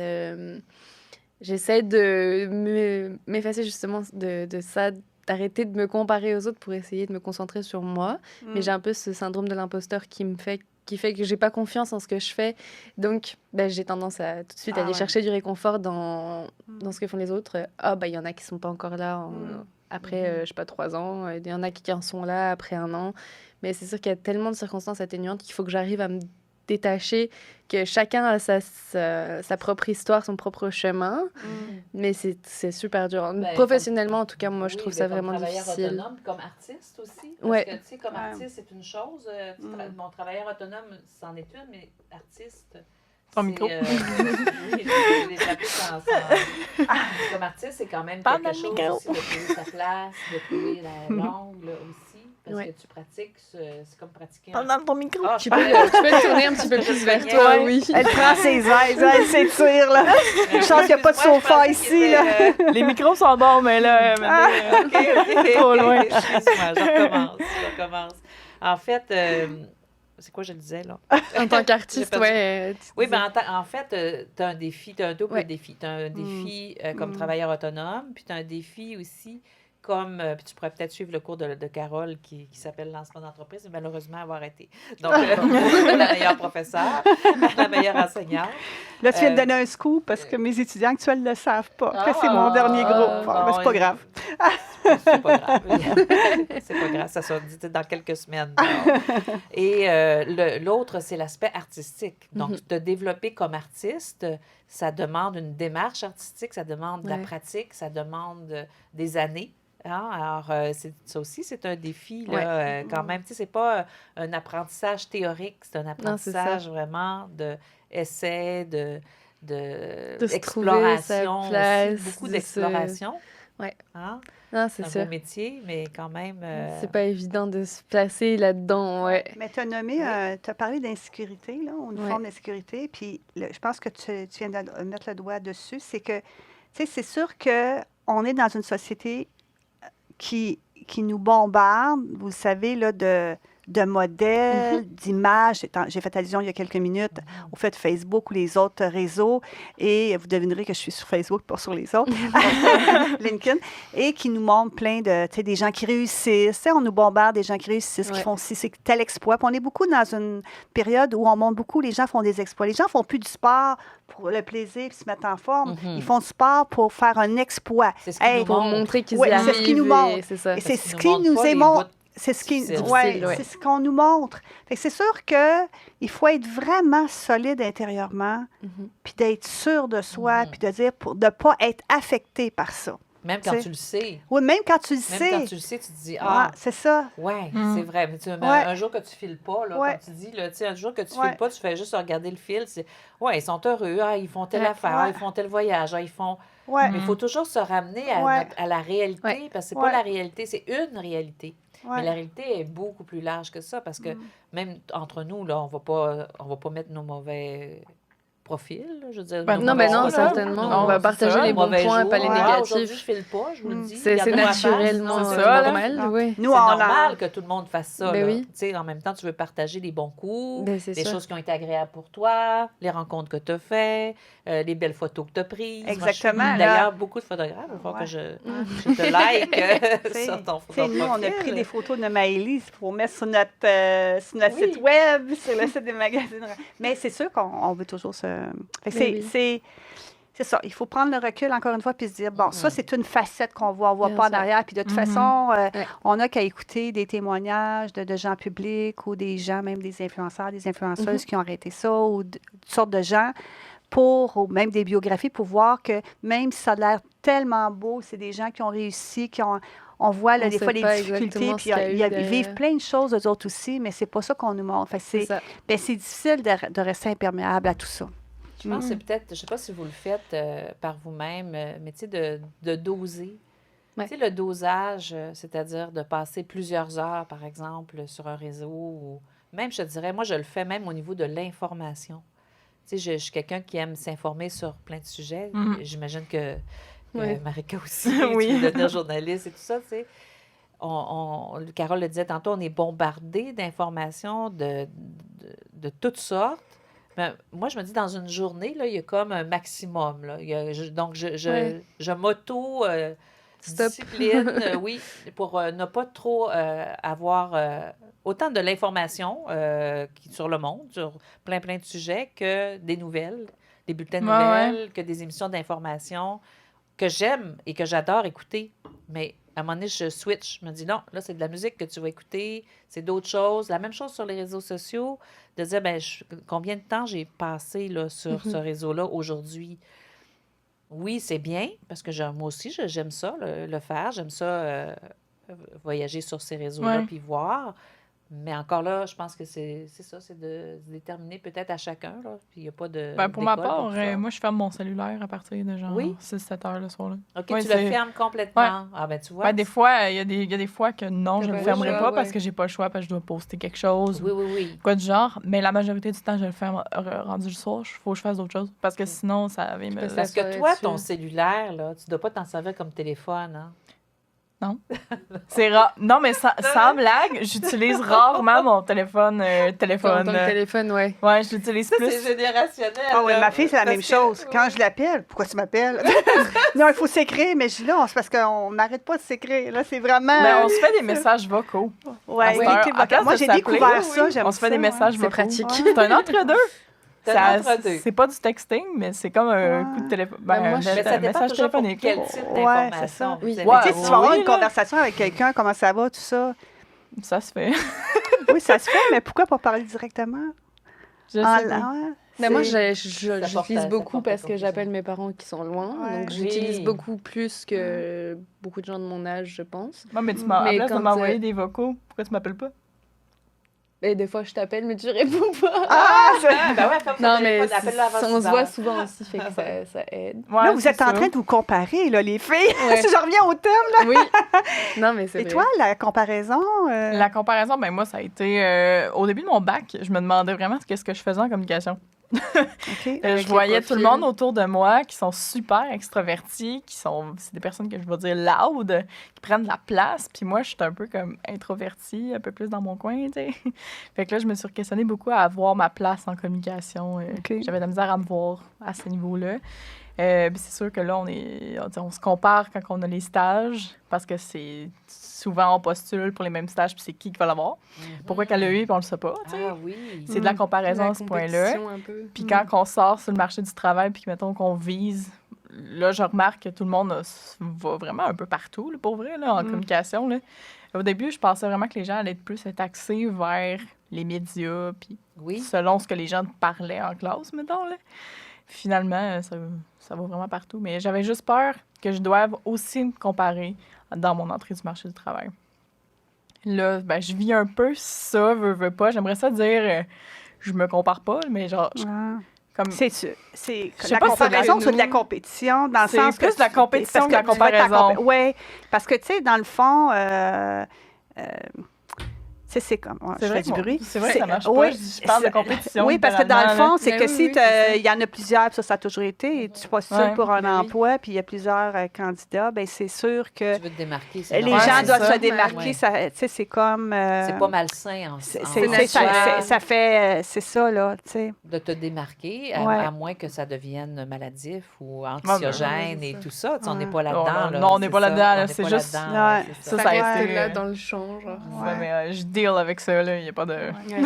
Mais si tu veux devenir animatrice ou chroniqueuse Ou ou même journaliste. journaliste, dans le C'est fond, le tu es là premier pour qui va écouter sortir les l'article. autres. Oui, mais c'est dans le fond, tu sais, tu dis, je suis pas loud comme les autres, mais justement, tu es là pour écouter ce que les gens ont à dire. Ouais. Fait que c'est peut-être justement une force que tu as, Bon point. Ouais. que tu pourrais mettre en relief. Mets ça dans mon CV. Merci, Carole. C'est ça. Mais moi, je prends ma retraite de l'enseignement en juin, mais je vais faire autre chose, puis on va voir. Peut-être que nos chemins vont se croiser. Mais moi, je pense que c'est une des grandes. Ben, je ne suis pas journaliste, puis je ne suis pas dans ce domaine-là, Ouais. mais ça, Carole, elle touche un point hyper important. Moi, je pense que l'écoute, Mhm. c'est la chose la plus importante comme Ouais. chroniqueuse, comme journaliste, comme Ouais. animateur, peu importe, d'être capable d'écouter puis de ramener ça aussi. Parce qu'il faut que tu mettes ton invité en lumière. Ouais. Et non, quand l'animateur ou le journaliste ou le chroniqueur, il brille, en guillemets, plus que l'invité, là, il y a quelque chose qui ne marche pas. C'est vrai. C'est vrai. Ouais. C'est vrai. vraiment vrai. Mais on parlait de sport aussi tout à l'heure. Oui, Moi, non, je sais mais- que j'ai ouais. commencé, je faisais pas vraiment de sport en tant que tel avant, un petit peu de temps en temps chez nous, rapidement. Mais justement, je voulais pas me mettre à un sport où je dois aller à un endroit autre que chez nous parce que j'avais peur du regard, tout Oui. ça. J'avais peur aussi de me sentir nulle comparée aux autres. Mais ça vient de mon problème de confiance en moi, ça c'est certain. Mais j'ai commencé la pole fitness. Puis c'est quand même vraiment, ça demande beaucoup de force physique. Le quoi, j'ai pas La compris. pole fitness, dans le fond, c'est la pole dance, mais on fait juste ok. le côté Je fitness de comprenais ça pas, sans faut la que je danse. Ah, la Oui. pole, là? Ouais. OK. Puis quand je suis à mes cours, Mais la pole c'est... fitness, j'ai Oui, jamais ça entendu doit parler de être ça. beaucoup, ben, est-ce que je suis impressionnée? parce qu'on les gens, Oui, ben, oui, bien de sûr. force. Ça va s'arrêter là. Mais c'est ça, mais dans le fond, c'est Stabilisateur. plus le côté danse qui est connu. Donc les gens Ouais. disent pole dance pour que ça soit plus Ouais. global, mais il y a un côté plus fitness aussi. Il y a des compétitions où c'est juste du fitness, mais il y a toujours, ça devient toujours un petit peu, ce côté danse revient toujours. Donc c'est pour ça qu'on entend ok. moins parler du terme, mais en soi, c'est Ok. des cours de pole fitness. Puis quand je suis dans mes cours, je suis dans des cours de débutantes. Puis il y a des filles qui sont... En fait, moi, je fais partie des filles qui sont un petit peu plus rondes, un petit peu plus... avec des formes, puis qui ont moins tendance à avoir de force, parce que je suis moins sportive que certaines. Fait que je fais partie souvent des moins bonnes, entre guillemets, parce que j'y arrive pas aussi vite que les autres. Je suis constamment en train de me comparer aux autres, me dire « Ah bah, elle est à peu près comme moi, elle y arrive, moi j'y arrive pas. Bon, il va falloir que je travaille 2 fois plus, ça veut dire. Puis comment ça se fait que moi j'y arrive pas c'est toujours on se compare parce qu'on veut arriver à faire aussi bien que ceux qui Oui. y arrivent. Donc, c'est sûr que la comparaison, c'est dur de l'éviter. C'est sûr. Dans le sport, principalement, hein, ça doit être plus difficile. Est-ce que tu as du plaisir à faire ces cours-là, quand même? Oui, parce que le plaisir supplante... OK. Est-ce que le plaisir supplante tout ce que tu viens de nous dire? Oui, parce que ça, chez nous, j'en ai une aussi. Donc, en fait, quand j'arrive chez nous, des fois, des fois, j'arrive pas à un mouvement que j'ai fait en cours, puis je vais rentrer chez nous, puis je vais être un peu fière d'avoir appris ça. Donc, je vais rentrer, puis je vais dire à mon copain, hey, regarde, on a fait ça. Même si j'y arrive pas bien, puis finalement, des fois, je n'ai pas réussi à mon cours, puis quand j'arrive chez nous, j'y arrive. Donc, des fois, c'est juste psychologique. Je pense que vu que je regarde beaucoup les autres, exactement. T'es moins concentré, là. C'est ça. Ton énergie est dispersée, là. Ton attention est dispersée. Parce que on a besoin de grippe quand on est sur la pôle, puis j'ai tout le temps les moins moites à mon cours, alors que quand chez nous, j'agrippe beaucoup plus. Mais c'est un gros travail à faire, mais c'est fou. Même dans le sport, on se retrouve à se comparer, à vouloir se mettre peut-être qu'en même temps, tu sais, tu te challenges là, en faisant ça, puis peut-être que en allant jusqu'au bout, ça va peut-être te débarrasser de ça. C'est ça que j'espère. De ce sentiment-là. Tu sais, quand on passe à travers quelque chose de dur, de dire, regarde, je l'ai fait. Oui. Je me suis amusée, je me suis améliorée. La Terre, elle n'a pas arrêté de tourner. Oups! La Terre, elle n'a pas arrêté de tourner. Il n'est pas arrivé rien de grave, on n'a pas ri de moi. Alors ça, tu sais, et si c'est le cas, j'imagine que c'est le cas puisque tu continues, après, dans d'autres types de circonstances ou de situations, c'est juste de te rappeler à ça, tu vois, comment je me sentais à ce moment-là, ça peut aider justement. Ça m'a aidé parce qu'on a commencé, justement, ça m'a vraiment lancé plus dans ce côté sportif, parce que je suis pas vraiment très sportive. J'adore ça, mais je suis pas vraiment très bonne. Puis avec mon copain, on s'est lancé dans l'escalade, puis... on avait déjà fait de l'escalade à l'école, puis j'étais vraiment pas très bonne du tout. J'avais beaucoup de peur, puis j'arrivais pas. Puis là, on a commencé ça, puis j'ai une grosse évolution beaucoup plus rapide que ce que j'aurais pu. Et je sais que faire de la pole à côté m'a beaucoup aidé là-dedans. Clairement. Donc c'est ça, je me dis, il n'y a que du positif en soi pour moi, pour mon corps, pour ma tête. Il n'y a pas de raison que j'arrête parce que je suis moins bonne que d'autres. Au pire des cas, ça me prendra juste plus de temps. Il y a des jours où ça va, et je le pense, puis ça reste dans ma tête. Mais il y a des jours où, c'est sûr, on a des downs aussi, donc c'est plus difficile. Mais c'est un cheminement. Mais tu sais, la confiance en soi, puis d'être bien avec soi-même, puis c'est l'œuvre d'une vie. Mm-hmm. Et c'est quelque chose, là. Il y en a que c'est plus facile. Moi, je me permets de dire, Vicky, c'est quelqu'un qui, je pense, a quand même une assez bonne confiance, estime d'elle, peut-être d'où le peu de comparaison qu'elle a pu faire, des choses comme ça. Tu sais, je la connais, puis ça doit faire un peu plus de 20 ans. On faisait ça il y a 2 ans, 20 ans, on doit être rendu à 22, 23 ans. Tu sais, j'ai quand même, tu sais, puis là, on se côtoie beaucoup à cause, en raison du balado, puis... et c'est ça, puis... mais quand même, c'est peut-être pas la majorité des gens qui ont ce... Mais malgré cela, la confiance, pour moi, c'est quelque chose que je dois travailler continuellement. Et tout le monde, on a toujours une pointe. On a des doutes. Ça, c'est on a des doutes. On a des doutes. Puis c'est ça, les journées qui sont mieux, des journées qui sont moins bien, donc ça fait partie de ça aussi. Il faut se parler tout le temps. Assez que quand j'ai eu mes enfants dans la vingtaine, la mission que je me suis donnée, parce que pour moi, j'ai travaillé très, très fort sur la confiance en moi, c'est de donner confiance en mes enfants. De tenter, du moins, de leur donner des outils pour qu'ils développent ça. L'estime de soi. L'estime de soi, oui, c'est plus l'estime de soi. Puis, parce que après ça, la confiance, elle leur appartient, là, de l'avoir ou pas, là. Mais ça, c'était ma mission. Je me suis dit, bon, si je suis capable de faire ça, je vais avoir coché une première mission. Je pense que oui. Je pense que j'ai réussi. Mais moi, j'ai fait la même chose avec ma fille Maud, puis son père aussi, toutes les deux. Là, ce qu'on voulait à tout prix lui léguer, c'est qu'elle développe l'estime de soi, puis on a agi en conséquence. Puis aujourd'hui, tu sais, elle a ses doutes, elle aussi, tout ça, mais outre ça, tu sais, je pense que l'estime est au rendez-vous. Fait que ça, c'est la meilleure chose qu'on peut souhaiter à quelqu'un. Après avoir écouté le balado. Elle va dire, maman, arrête de parler de moi. Tu me niaises, tu ne vas pas parler de moi. Je n'ai pas nommé son nom. Hein. Mais c'est vraiment parce que quand on a l'estime de soi, on se permet de faire, on n'a pas peur d'avancer, on n'a pas peur d'essayer des choses. C'est fou l'impact que ça a sur la vie. Ouais. Voilà. Ça conclut bien Ça conclut sujet, bien. Puis Ouais. la dernière question auquel on voulait terminer, qui n'est pas à piger, c'est quel conseil vous donneriez à vous de 20 ans? Quand nous, on avait 20 ans. Ouais.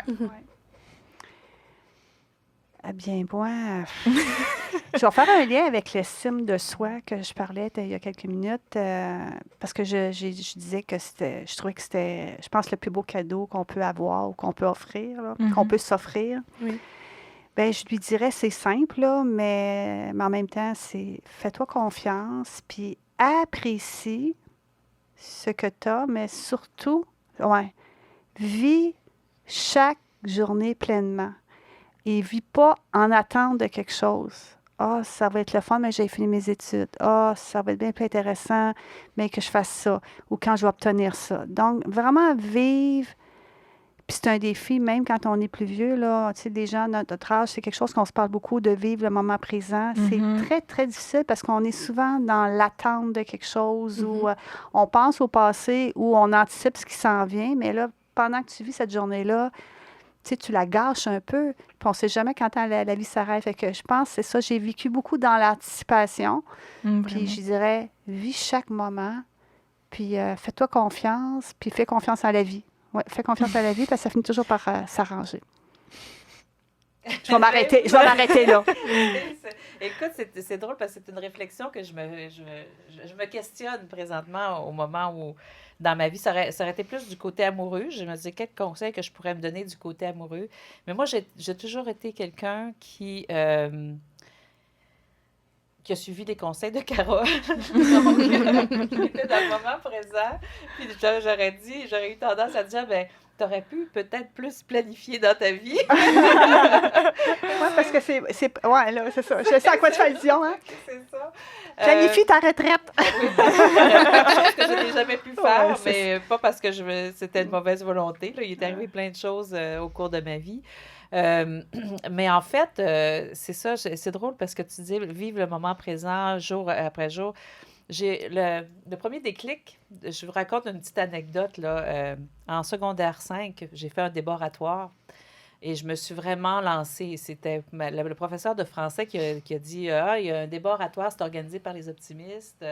Y a-tu quelqu'un dans la classe? » Puis c'était un professeur de français que j'appréciais pas tant. Tu sais, je le trouvais un peu rigide et tout ça. Et j'étais un peu, pas délinquante, mais un petit peu, tu sais, dans le cours. J'ai levé ma main. Je ne sais pas qu'est-ce qui m'a pris. J'ai levé ma main. Et puis, à contrario, elle m'a beaucoup aidée pour préparer ce déboratoire-là que j'ai fait. C'est organisé, comme je dis, par les clubs optimistes. Et le sujet que j'ai choisi, ça s'appelait « Vivre au jour le jour ». C'est une réflexion que j'avais vue chez un oncle, une tante où je gardais. Puis ça m'avait vraiment marqué. Puis j'étais là, vivre au jour le jour, c'est tellement important. Comment on peut vivre le moment présent? Comment on peut vivre au jour le jour sa vie pleinement? Et c'était ça que j'ai fait comme texte. Et je te dirais que je pense que je l'ai toujours pas mal.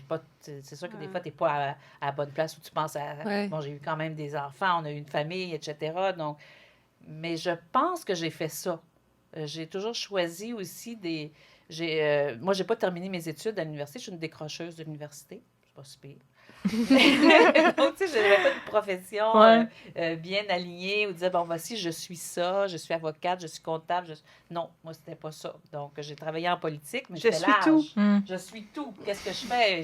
J'aime faire plein de choses. J'ai appris beaucoup de choses aussi dans le domaine politique. Ça a été mon école à moi, qui, d'ailleurs, m'a servi toute ma vie. Qui m'a servi à bâtir une entreprise, à faire toutes mes expériences professionnelles et tout ça. Mais je l'ai fait toujours avec cœur. Je me souviens pas de m'être réveillée le matin en me disant « Ah, ça me tente pas d'aller travailler. » Pour moi, ça, c'était un essentiel. Puis je pense que ça aussi, c'est important. Je suis contente de l'avoir fait. Donc, je me dirais, tu sais, à 20 ans, oui, va dans ce sens-là parce que je pense que ça, c'est important de ne pas se lever le matin ou de ne pas avoir hâte au vendredi. Ouais, ça, parce c'est... que tu travailles. J'ai exactement écrit Oui, cette phrase-là c'est pour vrai. mes projets d'avenir. Parce que dans mon rapport de stage, il fallait que j'écrive ce que j'imaginais dans les 5 prochaines années. Puis moi, Oui. j'étais comme, tant que j'aille pas hâte au vendredi, genre, que j'aille juste hâte au vendredi quand je me lève le matin, le lundi. Oui, là. exactement. Tu sais, oui, j'appréciais les fins de semaine, comme tout le monde. Moi, oui, c'est le fun mais- d'avoir une pause, puis je les apprécie Mais encore. quand tu commences le lundi, puis t'es comme... Et moi, je me Ouais. disais, si le jour où tu vas te dire ça, change de job. Ouais, c'est ça. Tu sais, t'es pas à la bonne Ouais, place. Parce que t'es là. 5 jours que t'es pas heureuse. C'est le 3/4 de ta Ouais. vie. Malheureux, là. Le travail, c'est Ouais, le ouais. 3/4 de ta vie. Ouais. Ouais. Tu fais, là, tu vis. Voir Tu plus sais, pour c'est un bon certaines 8 heures personnes. par jour Ouais. là, à ton travail, puis plus parce que tu y penses le soir, tu y penses la nuit pour Mhm. certains, puis tu y penses en te levant le matin. En Ouais. tout cas, bon, c'était un peu comme ça. Donc, donc là, ça prend beaucoup de place ça, dans une vie. Si t'es pas heureux et t'aimes pas ce que tu fais, ou si tu l'aimes pas, ben trouve une façon de l'aimer parce que ça va être longtemps. Voir le Vicky, positif. finalement, tu dirais quoi à Vicky de 20 ans? Je vais continuer de même, ma fille. Et planifie ta retraite. Mais j'aimerais ajouter quelque chose qui est personnel, mais c'est parce que moi, ça a transformé ma vie. Fait que j'ai envie de le communiquer à vous, mais à ceux qui vont nous écouter. C'est que j'ai eu 60 ans l'année passée, fait un an et demi. Puis, moi, ça a été, j'ai eu une période assez difficile les dernières années. Puis, pour moi, ça a été un wake-up call, excusez-moi l'expression. Puis, je me suis dit, là, tu peux plus vivre en attendant, dans l'attente ou tu sais, là, quand j'ai vivre là, puis là, je me suis dit, c'est le temps ou jamais, là. Parce que, évidemment, la vie peut s'arrêter n'importe quand, même quand on est tout jeune, mais c'est sûr qu'en vieillissant, on s'entend que les probabilités augmentent, là. Puis, tu sais, j'en parle souvent, moi, ça m'habite, tu sais. Là, dans nos âges, bien là, tu entends des gens, soit qui décèdent, là, ils apprennent qu'ils ont le cancer, qu'ils ont telle maladie, etc., etc. Fait que là, je me suis dit, hey, Carole, là, et depuis que je me suis dit ça, là, moi, je me disais 60 ans, je ne sais pas pourquoi j'ai 60 ans, puis c'était, tu sais, t'es pas content d'avoir 60 ans, mais moi, j'ai décidé de virer ça de capot, puis de dire, là, c'est temps, puis vis ta vie, vis ce que tu as envie de vivre, puis prends des risques, parce que je t'ai rendu moumoune, je t'ai rendu, prends des risques. Oui.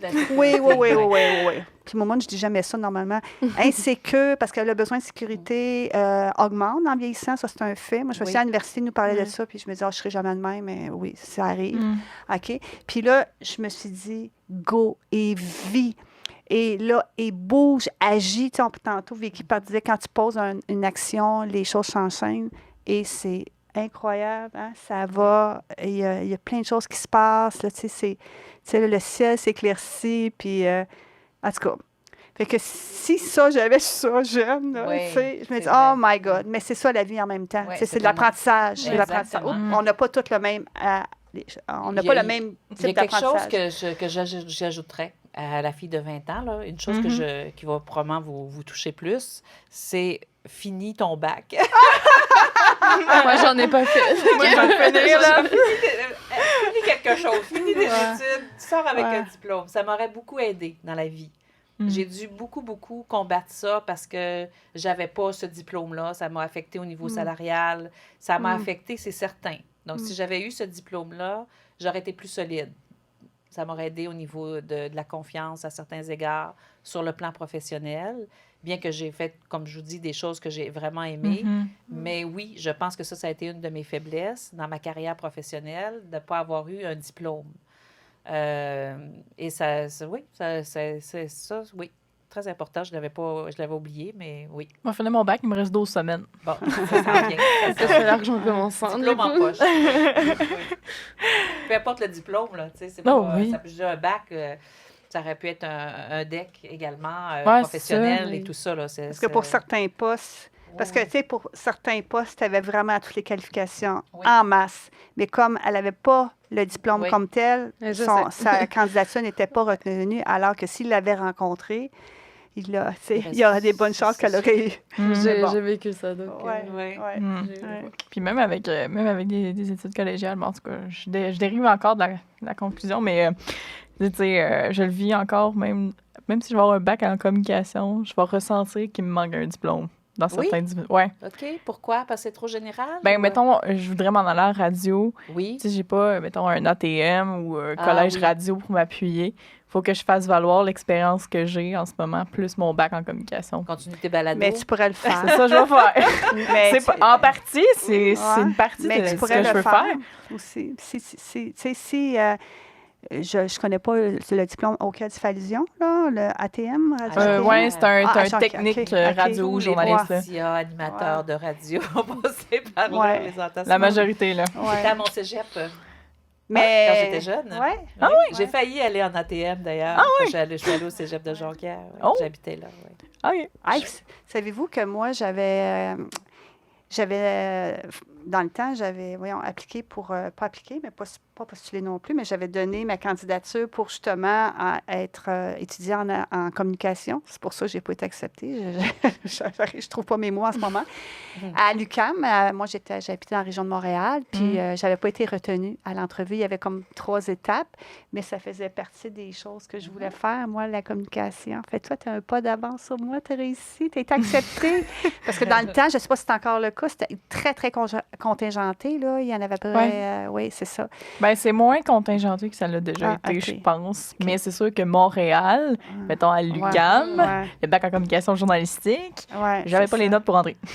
Mais tu vois, moi, j'avais les notes. Après, il y avait un test écrit que j'avais passé, c'était à l'entrevue. Et là, la comparaison.